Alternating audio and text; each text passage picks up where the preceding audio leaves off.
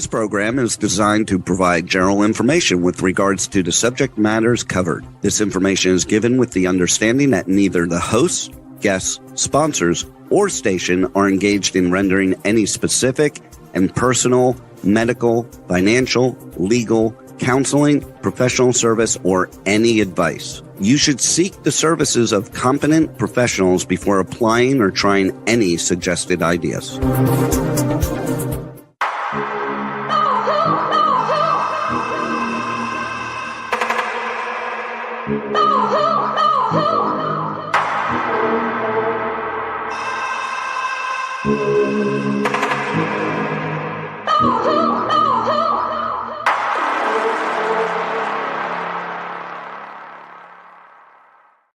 Good morning, true seekers and true crime junkies. Welcome back to another episode of Hit the Road Jack, Finding the Zodiac.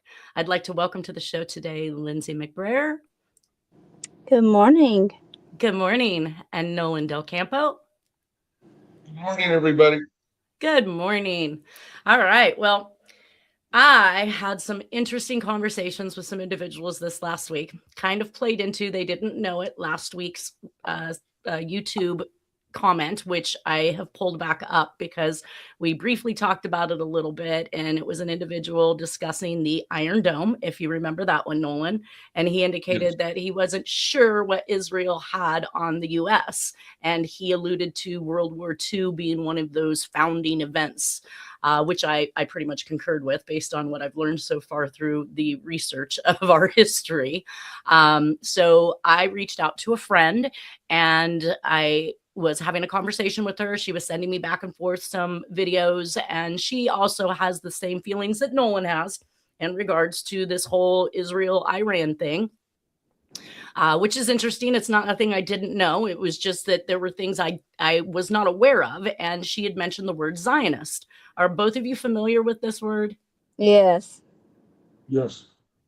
What is your interpretation? They think that they are obligated to something based on that's how they get the Zion from the Bible, and they base it on that they are the chosen people. Yes. And is that your understanding, Nolan? Yes, the chosen ones. But also the Rastafarians claim to be Zionists too. Interesting. Yeah. And where do the Rastafarians come from? Oh, Jamaica. By way of Africa. Yeah, by way of Africa. Haile Selassie from Ethiopia is who they worship. Okay. So yes, there is some tie into that based on it. So I asked my girlfriend what a Zionist was. I asked her in short because she's well researched, she's well versed, and her response in a 4-minute audio text to me was this. Approximately 1940s, Rothschild, wealthiest family in the world, gave Palestine to the Jews of Eastern Europe. Being kicked out of Europe, they were given what was called the Balfour Declaration, and they arrived by ship, and the Palestinians welcomed them, and they destroyed the Palestinians and claimed Palestine for their own. So basically committing, in sense, a genocide, right? Mm-hmm. Yep. Basically no different than World War II. Yep, that's right. It says they want to claim parts of Egypt, Syria, Iran, Iraq, Jordan, and Lebanon from the Nile to the Euphrates, and this is represented on the patch of their uniforms and flag. So basically, they believe they are God's chosen people, and everyone else is goyim,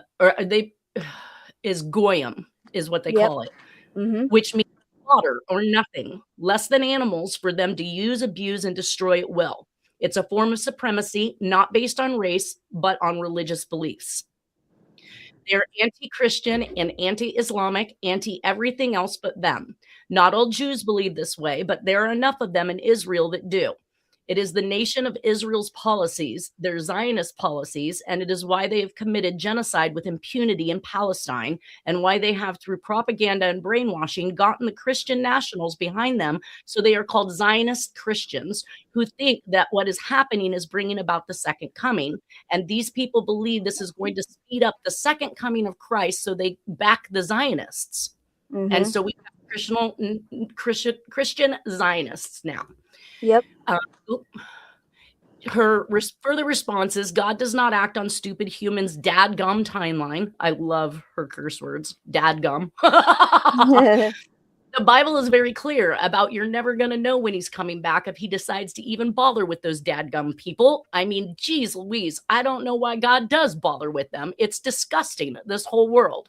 But anyway, that's what Zionism is. And they don't care. They do not care about anyone but themselves. There are lots and lots of videos of them laughing at what they are doing to the United States because they are just using the United States. They are taking billions from this country, 351 billion for their use, and they're getting us dragged into these dadgum endless wars. All our last wars were from the stupidity. Research it. It's all there on Google and all over Instagram. Epstein is a Mossad agent recording dirt on people from all over the world, heads of state and wealthy people from all over the world. Why? So Israel could use it as blackmail material to get them to do whatever Israel wants them to do. They have ridiculous dirt on stupid Trump because his name is mentioned so many crazy times in there.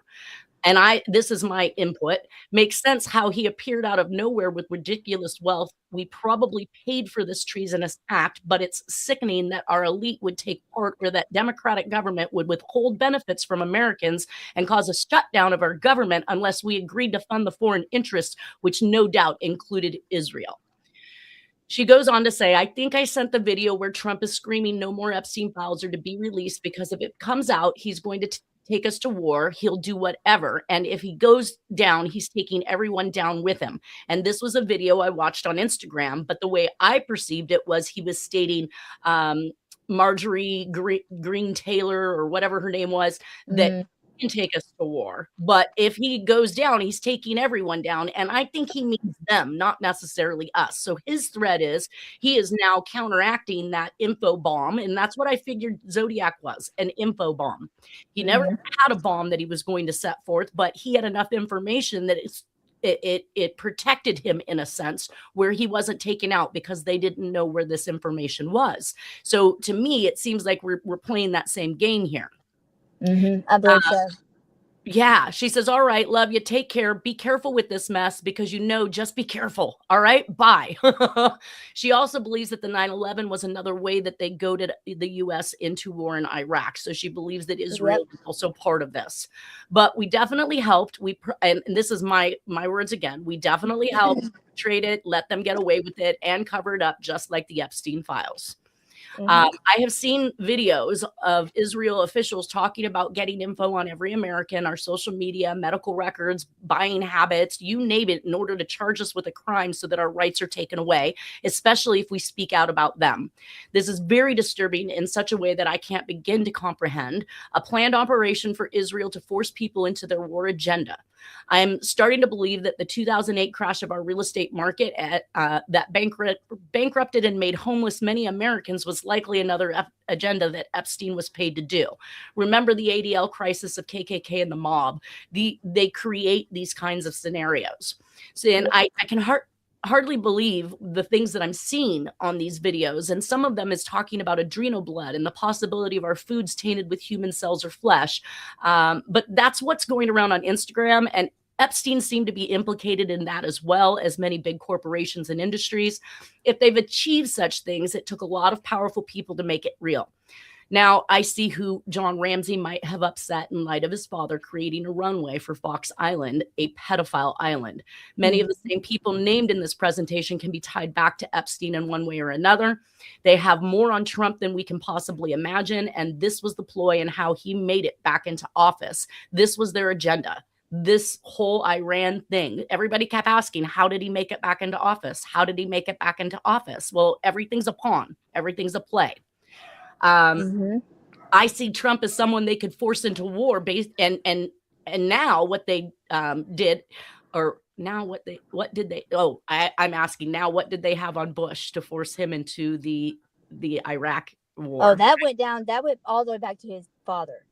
I know. I know, but these people have information clearly. And if these individuals, the elite, weren't such sickos, nobody would have this information on them. You guys got played. You guys got sent right into the heart of the lion's den with Epstein, and every single one of them gobbled it up. And now you want to cry? Oh, if I go down, I'll take everyone down. Americans shouldn't be paying for your guys' dirt. We didn't do this. You did. Yeah. All right. That's the end of my little rant. But you've been doing some research, I can tell. Good job. Well, she lit me up with a bunch of videos while I was in Reno this last weekend at a 4-day dart event my friends were playing in, and I just thought I'd relax. I knew what she would be sending me as far as links were concerned, so I didn't look at any of them until I got home. And then I was just engulfed in it and like, oh my gosh, this is just disgusting. I'm sickened by what it is that I know. Once again, I thought the Zodiac case would have been enough for me to be sickened, but I tell you what, I'm really sad that I have children that are going to be their pawns, and if their goal is to get dirt on us in order to, like, one of the things I heard them say is that if you're speaking out against, if they can call you an anti-Semitist, then they can somehow figure out a way to get you convicted of that speech. When we're in a free speech nation, they should have no control over this. Yep. Well, they want the children. That's what they want. They exactly. They want their minds, because so they can go ahead and manipulate them in advance to already prepare them for what they want to do.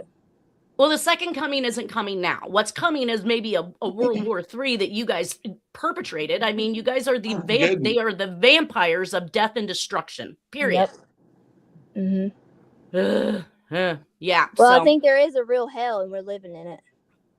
Right. When I've actually invested lots of time speaking to different religions and having the youths and the elders and the pastors and people in my house, where I would question them with these hard questions they didn't have answers for, so they could never really settle my mind on anything. But the Latter-day Saints believe that heaven's here on earth. What the heck kind of heaven is this? There is that is a big rabbit hole for that one. I've been actually putting content on Twitter on that topic, and how they tie into that, and how they tie to Israel. So if the viewers want to see that, that's all there on my Twitter. So I will be happy. I will be happy to cover that. And I did still want to speak with Megan right after. We're almost done with the segments of the Zodiac, because I only go until Jack dies. Because after Jack dies, we don't see any more of these communications or writings that could be attributed to Jack, or at least I have not seen or been provided with any. So I would love to.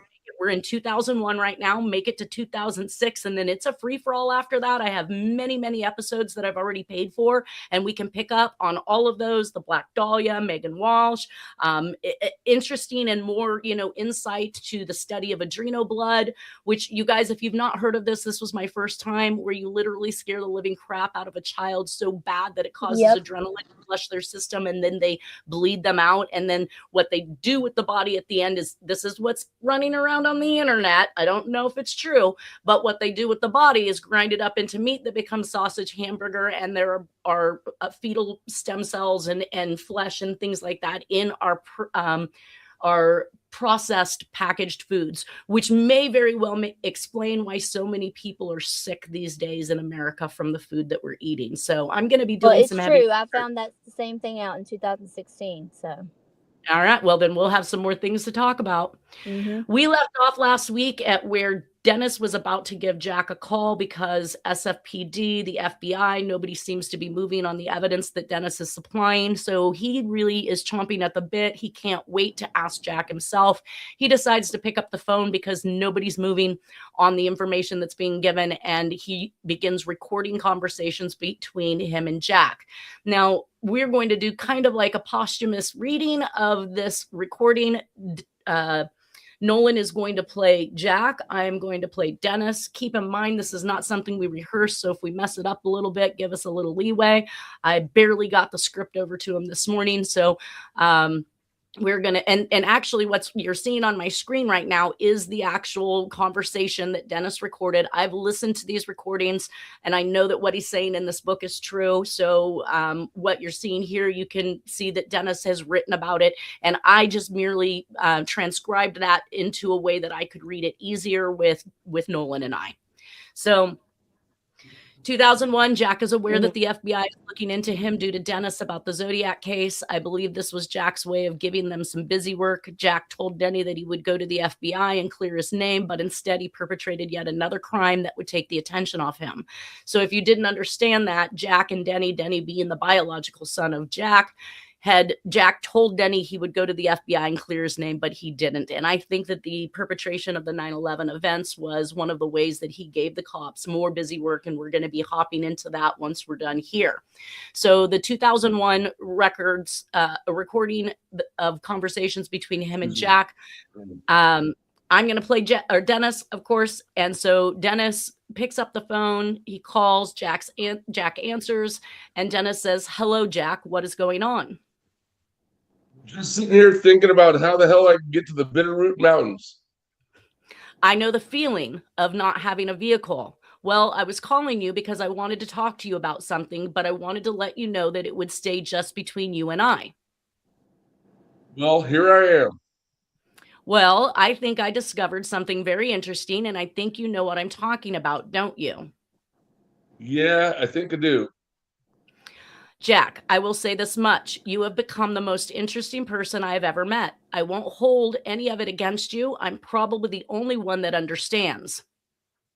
What are you going to do? Write a book? That is exactly what I was thinking about doing. Well, I haven't cut anybody's throat lately. I got tired of doing it. I can understand that. Like I told you, if there's anybody that understands it, it's me. Everybody does things for their own reasons, and no one can say they are bad or pass judgment until they have walked in their shoes. That's true, but you try and cover things up, and then some smart ass comes along and wants to write a fucking book about you. Then you're in trouble again. That's why I was calling you. I wasn't just going to put a book out about you without talking to you about it. You don't want my name in it anywhere. Well, I can change your name. It isn't no big deal. Let me just ask you this straight out. Are you the fucking Zodiac Killer, or am I just imagining things? Well, let me see. What time is it? Well, you don't have anything to worry about because there have been 2,500 suspects. And if someone tried to say they knew who the Zodiac was, they would lock them up in a nut house. So it don't matter what is said because no one would fucking believe it anyway. If I wrote a book and I said, I think my father is the Zodiac, no one would believe it. Why would you put that "I think" in there? This is such a high profile case. It was on the television the other night, and it was the #1 unsolved crime in history. I think I will do that. Still have your turn? If you take a run out. Yeah, Jack invites him out. Dennis, I think I will do that. I would like to come out and talk to you. I know who the fuck you are, and I would like to have a chance to talk to you about it. If I had known this before, we could have had some good goddamn conversations. I would have never held any of it against you. Someone that can do what you did and get away with it, I have to give them a handshake. There ain't no use holding grudges. They don't buy you nothing. It don't feed nobody, not even the pigeons. I have to ask myself, was I really mad? Or was I mad at someone else? And looking back, I think how stupid I was. Knowing what I know now, I understand everything you did. And if I wouldn't have found out who you were, I would have held a lot more against you because you just did what you had to do. I do have one score to settle, and that's with Darren. I'm waiting for him to get out of prison. Darren is a fucking idiot. He won't be when I get through with him. He'll be a good boy, all with his ass and a razor strap. If Charles had to stop me that night, I would have had his head out on that concrete and beaten it to death. It would have been well deserved. Anyway, I think I will come out and talk to you, and you don't have nothing to worry about because the DNA on the envelope has all been contaminated, so there is no way they could ever prove it. I ain't worried about that. I look back at those boring old stories that I used to think were boring, and right now they would be the most interesting thing in the world to me. I never listened like I should have. I think you are a very interesting person, and I know that no one knows who you are, and that is fine, but I do. And I want to have the chance to talk to you about it. I'm the one who figured out who you were, and I find it all very fascinating. To this day, people still go to the police and say they know who the Zodiac is after 30 years. If you told me your life story, I would not publish it until you were gone. You can sure make it interesting. I've been tempted to see how much I could write down and remember, but it couldn't be published until after my death. You know that my word is good. I will put whatever you want me to put into the book. I will write it just like you tell it. If you would do that for me, I would appreciate it. And it would be between you and me until that time. You are the only dad I ever knew, and I'm glad that you were my dad. And as far as I'm concerned, I got raised by one of the most important people in history. I'm so goddamn smart. Why ain't I rich? That's what I can't figure out. Why ain't you rich? Hell, I ought to be rich. I left home when I was 14. And by the time I was 16, I'd been in 28 different states. I remember once I had to jump off the top of a moving boxcar into some grass burrs and gravel.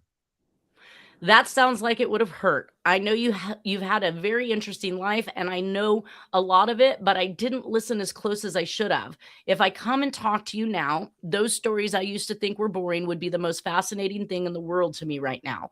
Everything you tell me, I will never forget. I never in 1,000,000 years thought that my boring old stepdad would become so interesting to me. I'm glad I was able to talk to you about this. I feel like about 8,000 pounds have been lifted off of me. I will get some money together and head that way in a couple days. 3 days later, Dennis called Jack again. I was calling to let you know that I'm still trying to scrounge up the money to drive down there. If you wanted to type your life story onto a disc and let Charles know where it is, that would be fine with me. I'd rather tell it to you. There's a lot of incidents, and I will tell you each incident.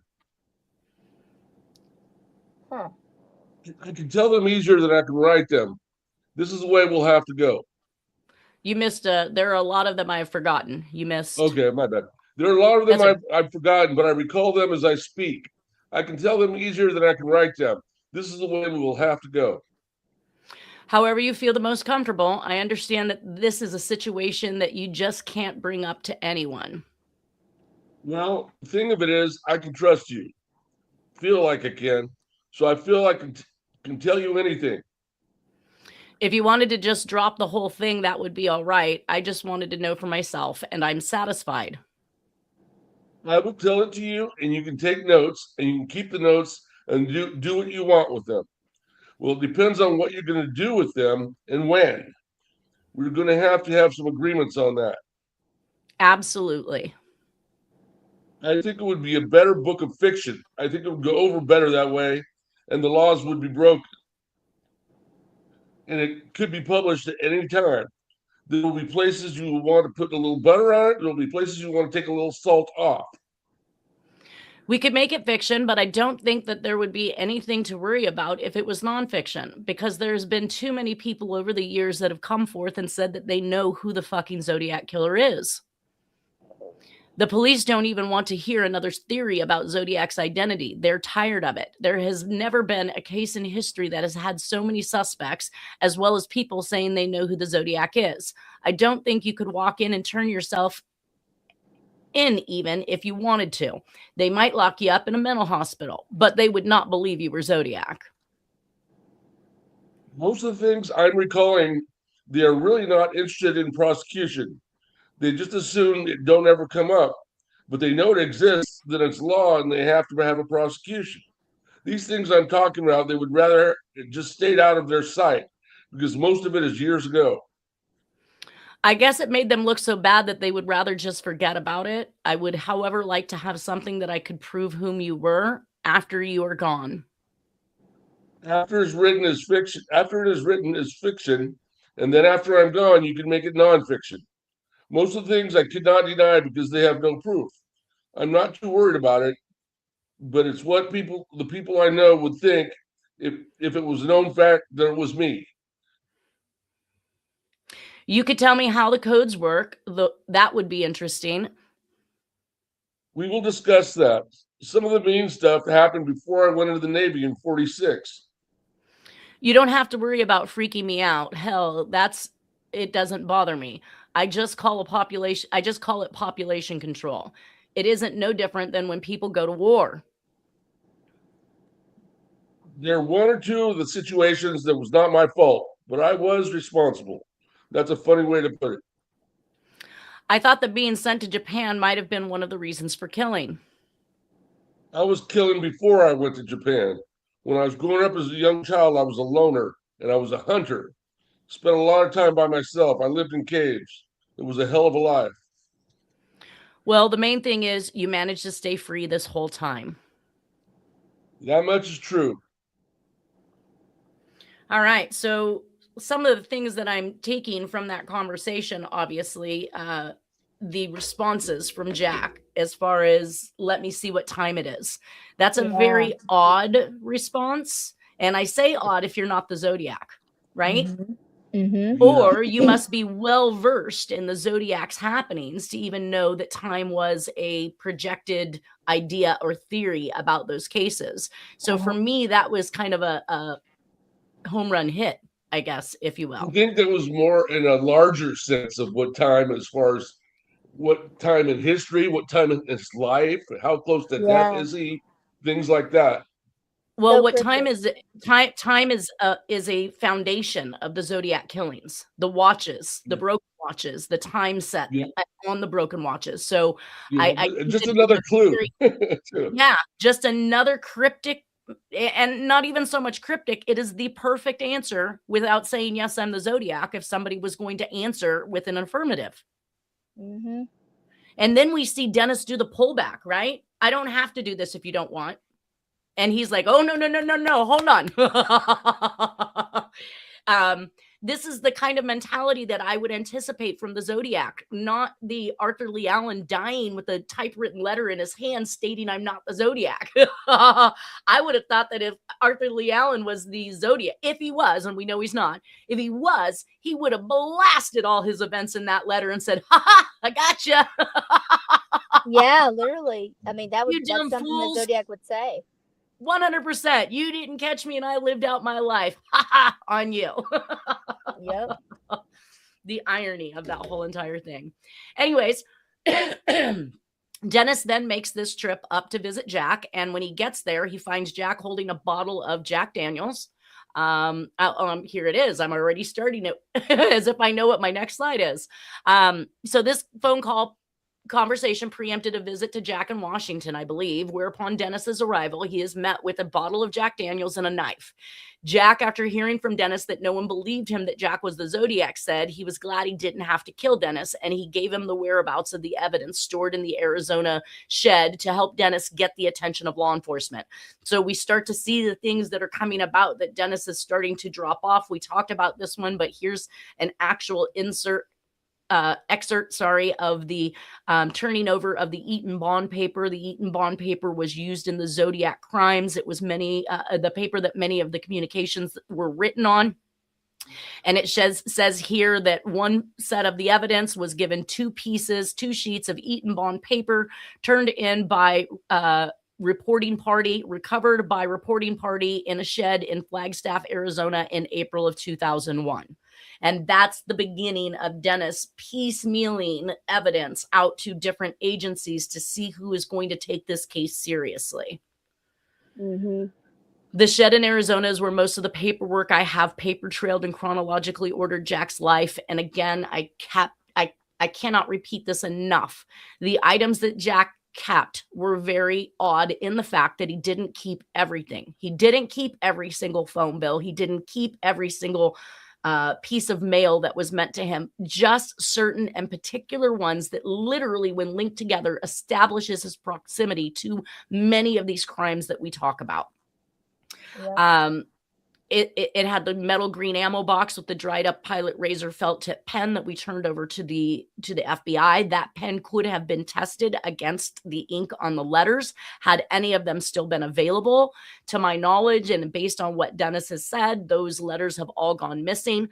But it's kind of odd because we see Tom Voigt flip from black and white copies from his first website that he shuts down on AOL, and hops over, and he's got full-blown color copies, full-blown color scans of these letters. Now, of course, we also discussed the fact that he had them manipulated. So they widened the pixel width both across and up and down to make a 5x7 letter look like an 8.5x11. So when you print it out from his website, you're getting a much larger version of the communication than was actually sent. And there's no doubt in my mind that Tom Voigt knows that this was a 5x7 letter. No doubt. If he says anything other than that, he's a complete liar. So ask him now, why is he presenting these letters as 8.5x11s? This is going to bring me now to some graphology. And graphology, again, like I said, I had studied, I completed my courses. I finally got my website, ifortheobvious.com, up and running. And I took my first case about 2 weeks ago in regards to a 10-year-old boy's writing. He's now 11, but he was 10 at the time. His father was concerned that he was being manipulated and coerced into writing a letter that indicated that the boy no longer wanted to talk to his father. Once we completed the analyzation, and I say we because I did my preliminary exam and results, and then I studied it with my mentor, and she added some things to it. And it boiled down to her making a claim that the little boy had a slight learning disability or problems with his eyesight. The irony of this is that I have no background on this little boy. And when I called the father to discuss this with him, it turned out that the boy did suffer from dysgraphia, even though she didn't find that because he's forming his letters well. It's the way he forms them that she found the slight learning disability. He had alluded to there were medical issues with the boy, but he takes medications for them. So I could probably only assume it would be something like ADHD or ADD or something like this. And then he also included the fact that, yes, he has problems with his eyesight. And that's one of the ongoing arguments in the divorce, is that he keeps trying to convince his wife that his son needs to have his eyes checked again, and she refuses to do it. Well, here we are in a graphology state, looking at his handwriting, telling the father something he already knew, which was great because he could then turn around and confirm that the findings that we had were real. So that steps us into the graphology reading. And I know this is kind of off topic because this has nothing to do with these cases, but I want to show you the strength of this type of work. So this is this is from Michelle Dresbold. She has done profiling for the FBI, and she has also she's a consultant for the, I believe, Philadelphia PD or Pennsylvania. Or it's a P word. I didn't write it down, unfortunately, but she actually consults for the police department in criminal matters. This one is on the pizza bomber, and it's a graphological profile completed years before discovering the actual suspects and matched the culprit to a T. Brian Wells was the robber that was killed with the bomb collar, and he had these instructions in the backseat of his car. There were 9 pages of this type of instruction. So from her reading that she gave to the police, it said that he was a hoarder, he was intelligent, he was frugal yet had money, mechanically inclined, explosive personality, mental health issues, likes puzzles and games, and not a good liar and would confess.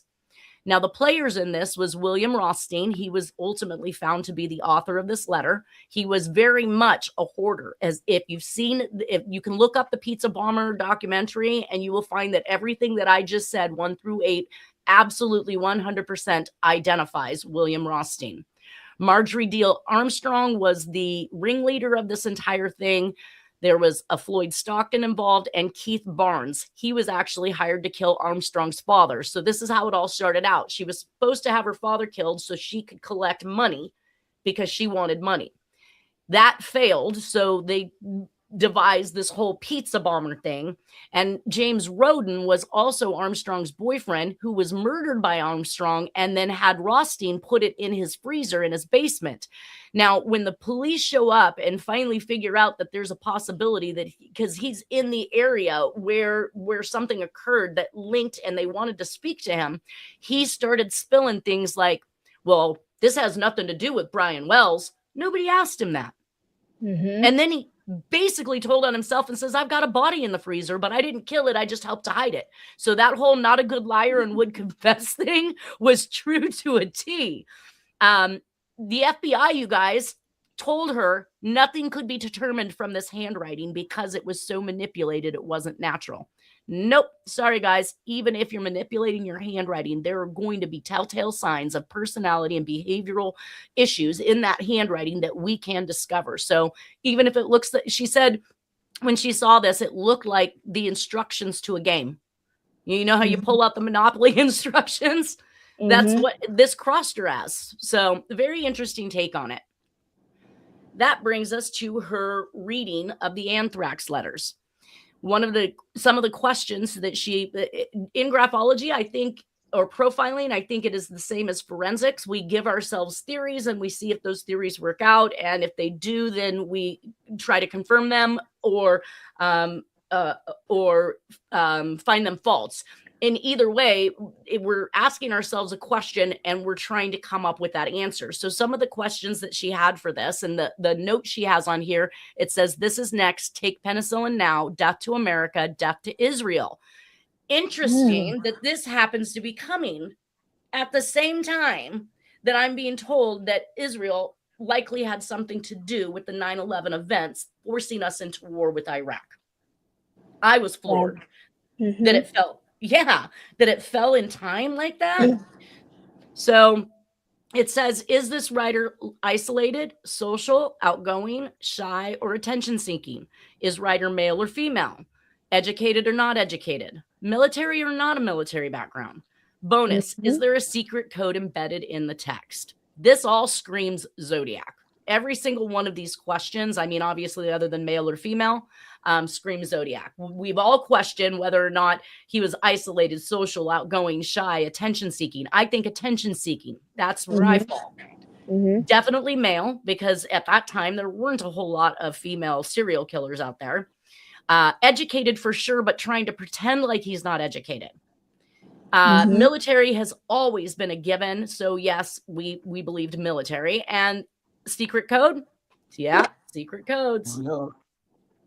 So this is her reading on the anthrax letters. And I did ask her to appear on this. I don't know if she got shied away from it. I don't know if somebody instructed her not to, but she went from telling me she would do this episode and do a reading on Jack's handwriting to not responding to me at all, which is kind of what I found throughout my investigations and research in this case. People get excited about wanting to be a part, but then something stops them and they fail to ever follow through.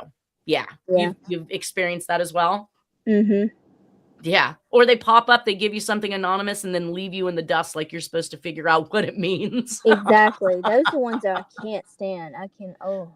Yeah. If you're going to lay it down right before you leave. Yep. Exactly. I need all of it first. Then you can go. I need it all. Now, a lot of my handwriting results were done off of the actual envelopes, and I will explain why. Obviously, there's a lot more attempt to manipulate and disguise the handwriting in these small notes, but the author didn't do so well at doing that in the actual envelopes. So this is what she found from the actual letter. 1, depression. You got to think about it right now. Jack is suffering pretty bad from congestive heart failure. He has just been figured out that he was the Zodiac, and he is desperately not wanting his identity known. And I'm sure even if he tells Dennis that he can trust him, that I don't think Jack trusts anybody. No. Yeah. Says he's American. And she says 2 reasons. The date sequence, the way it's formed, would indicate that you were American, and he spelled Israel correctly. That is also an intelligent thing, because while he faked misspellings, he spelled Israel correctly, which most people don't do. They almost always spell it Israel instead of Ael. So, yeah, it's just a common, it's phonetically, right? Yeah. Isri, instead of saying it Israel. They just phonetically misspell. It says that the person understands proper capitalization. They're good at math, numbers, or science. They use the calculus symbol in one of their letters. They have mental health issues or drugs. They're trying to keep it together, but they're falling apart. Does not connect with others. Will be bold and get in your face. Has a military background. Goal-oriented and capable of following through. I just got goosebumps, you guys, because once again, I can't exclude Jack from any of those personality traits. Yeah. Well, he just displayed them in the script with Dennis. He displayed all of them. All of them. Yeah. Yeah. And so there are attempts these days for the new generation to separate the idea of military with the Zodiac is asinine. There's just far too much information that suggests that the individual was in the military, and we know this to be true. So and you can't deny it either as far as other cases go of other serial killers. I mean, it's always a military background. There's no way around it. And it and even if it's all not serial that killers, yeah, not all. I have not a whole all. book. I have a whole book. If it's not the person that's killing, then it's their father or their grandfather that's been in the military. Gotcha. Okay. I was going to say those females, I don't Yep. think they were in the military, but there are some serial killers out there that are female. All right. So that brings us to the actual coded or embedded message. So according to the FBI, a summary report, when they lifted out just the bolded letters, investigators got TTT, ATT, TAT, an apparent hidden message. The 3-letter groups are codons, meaning that each sequence of 3 nucleic acids will code for a specific amino acid. TTT is phenylalanine. I wish it's single letter designator F. How about that? AAT is asparagine, single letter designator N, and TAT is tyrosine, single letter designator Y. So what is FNY? From New York? Or following New York? Like, because New York's where the planes hit, right? Yeah. I don't know. Why does it say take penicillin now? That's so odd. Because there was, and this is how Harriet got involved. So Harriet's father, she believed, was delivered a package. He used to be a merchant marine, and he lived in San Francisco, and she lived there, and he was delivered a package that she suggests had some type of anthrax, and this was in the 90s. So she believes that her father and her coworker were victims of this random package mailing with the stuff in it, that her father bled out in the kitchen of their room. So basically, like, everything turned to mush and just bled out. And her dog was affected by whatever this powder was. When she took him to the vet, they had to give him some type of, it starts with a C, and I can't remember it now, but it was some type of drug to counteract the anthrax. This was also given to the military when this biowarfare stuff started. So I don't know if it's necessarily a penicillin, but it is some type of drug. Oh, I wish I could remember. Is it an antibiotic name called ciprofloxacin? Yes, Cipro. Yeah. Yes, yep. Cipro. It's antibiotic. Okay. So they prescribed, and Harriet had the pictures of these medications that her dog was prescribed. So why would you prescribe a dog Cipro? And this is following the onset of her father, she believes, being killed with this particular package. And then the Cipro was then given to military, anybody who might be subjected to the anthrax. This is what they used to treat it. Mm-hmm. Now, one of the people that she believes in the anthrax series that she looked at as far as handwriting concern, or was a suspect in the anthrax letters, was Dr. Stephen Hatfield. We all know how that worked out. He was not guilty. He turned around and sued the U.S. for damaging his life and won millions. So we can take him off the list. Oh, here it is. Oh, I love this. Okay. So Hatfield's lawyer, Tom Connolly, was featured in a CBS News 60 Minutes interview about the anthrax incidents on March 11, 2007. In the interview, Connolly revealed that Hatfield faked his PhD degree. It's true. He has indeed puffed on his resume. Absolutely. Forged a diploma. Yes, that's true. He went on to state, listen, if puffing on your resume made you the anthrax killer, then half his town should be suspects. The New York Times stated that Hatfield had obtained an anti-anthrax medicine, ciprofloxacin, which is an antibiotic medication, immediately before the anthrax mailings. Connolly explained, before the attacks, he had surgery, so yes, he's on Cipro. But the fuller truth is, in fact, he was on Cipro because a doctor gave it to him after his sinus surgery. Hatfield has previously said the antibiotic was for a lingering sinus infection. Next person was Bruce Ivins, as we all know. And there's a possibility that there was a greeting card in 2006 mailed just before Jack passed away, mailed to Bruce Ivins talking about, don't you like the postmark, which was New Jersey, which was one of the places where the anthrax was mailed out of. And he, of course, is said to have these mental issues. They wanted to lay it all on him.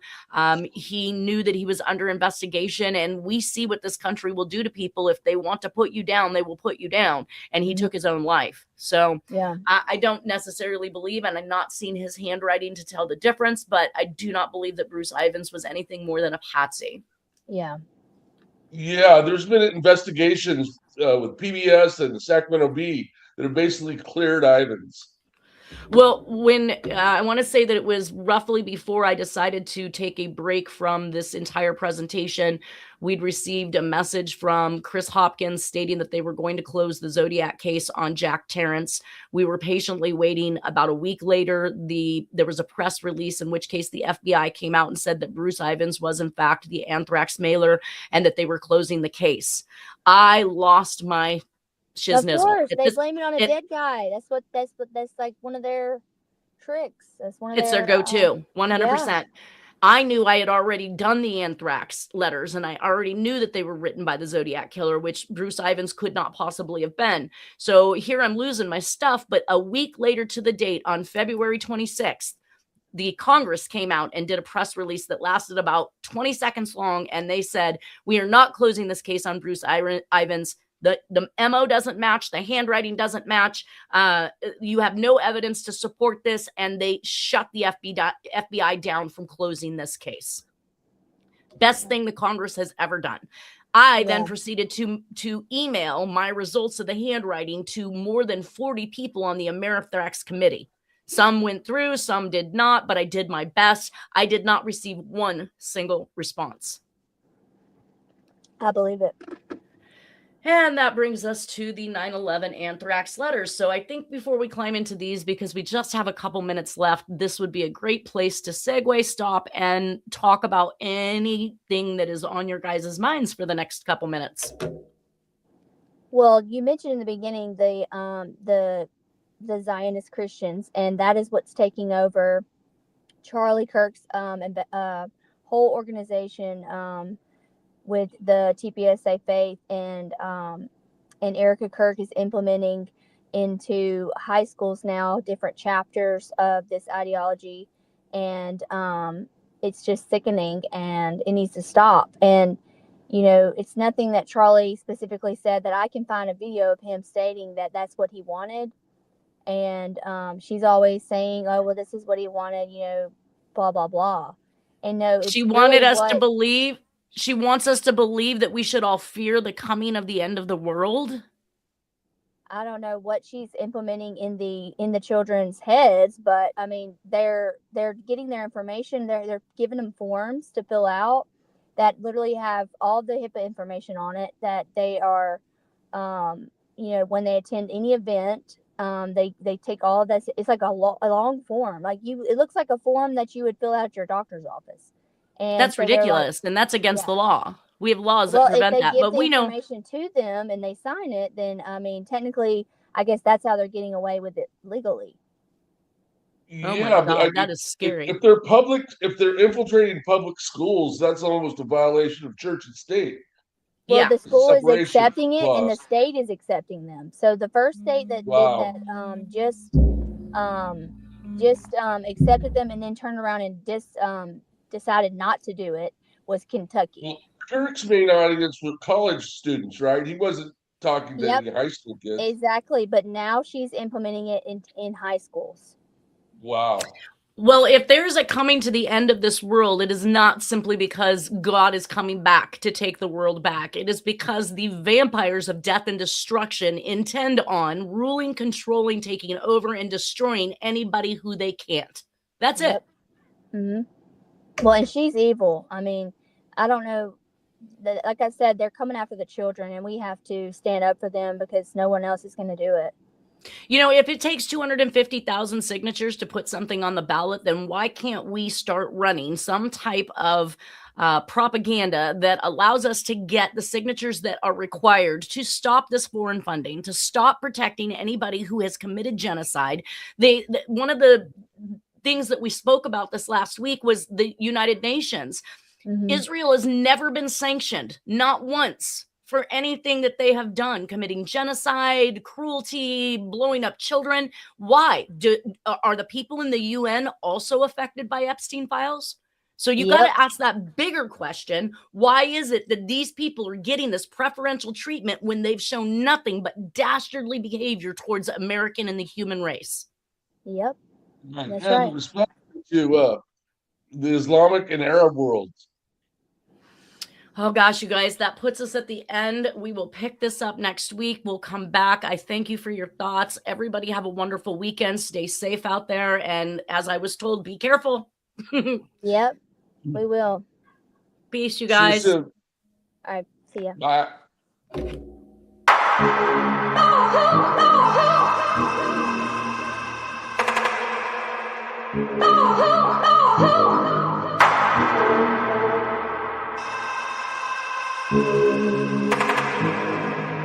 Oh,